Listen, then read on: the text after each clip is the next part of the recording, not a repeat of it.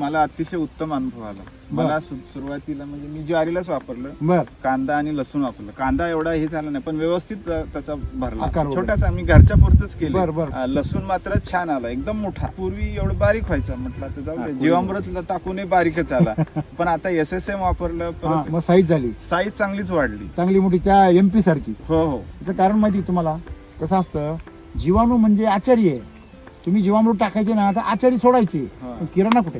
किराणा नाही. खरे खरे. किराणा त्यांना- SSM मध्ये किराणा आहे. किराणा असेल ना हम्म. तर आचारी ऑलरेडी जमिनीमध्ये बसलेलेच आहे. पण आपण काय करतो, आचारीच टाकीत राहतो. आचारी आहे ऑलरेडी. तुम्हाला राशन महत्वाचं आहे, पण राशनाला कोणी लक्ष देत नाही. त्यांना वाटतं नाही स्टँडर्ड मी आचारी घेऊन. अरे किती पण स्टँडर्ड आणला तर रॉ मटेरियल जर भांगार असेल तर तो काय करेल, बिर्याणी कसली करेल? तो काय म्हणेल, ही माझी बदनामी नका करू बाबा, चांगलं स्टँडर्ड मटेरियल आहे तर मी नाही करणार. कसं आहे, जीवाणू हे आचारी आहेत, त्यांना तुम्ही रॉ मटेरियल कसं द्या, किराणा माल आता ह्याच्यातून रॉ मटेरियल चांगलं मिळालं. एक्झॅक्टली. माझा शाळू पण म्हणजे ज्वारी पण एक नंबर आली. कशी होती? अगदी छान होते. खायला खायलाच आम्ही वापरतोय.